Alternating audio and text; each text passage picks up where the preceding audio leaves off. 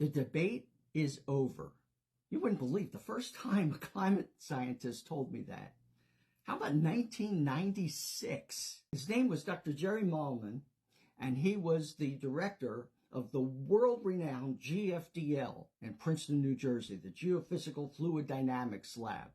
Now, they created some of the first usable computer modeling of hurricanes and later computer modeling of climate. But I was sent up there to interview him about whether global warming may have had anything to do with this all-time record blizzard we had a month earlier in January. Nearly 31 inches of snow when the all-time record was 21. So, of course, I was skeptical, but I was sent up to do the story anyway, and I asked him the questions.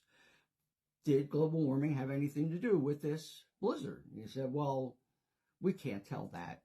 We can't determine whether any one storm was influenced by global warming. That was what people said back then. And then I asked him, well, what about the overall concept of global warming? He said, well, there's no debate about that. The debate's over. Well, he said, well, when I talk to other climate scientists or we go to conferences, we don't debate that.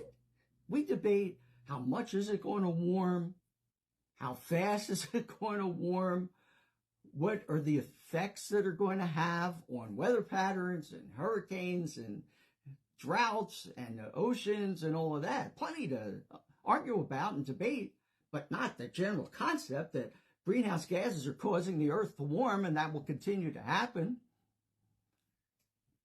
So I learned about that in 1996. It took me a long time to come around. It was 2009 before I did my first special report on global warming and basically agreeing with Dr. Mahlman. And other meteorologists still haven't come around to that. But that's what scientists do. We don't stick to our preconceived conclusion. We look at evidence as it comes in over the years, and then we can change our minds. And that eventually happened to me. Unfortunately, the GFDL is scheduled to be closed, along with every other climate research program in this country. So now we're going to have to go overseas to get future updates on global warming and climate change.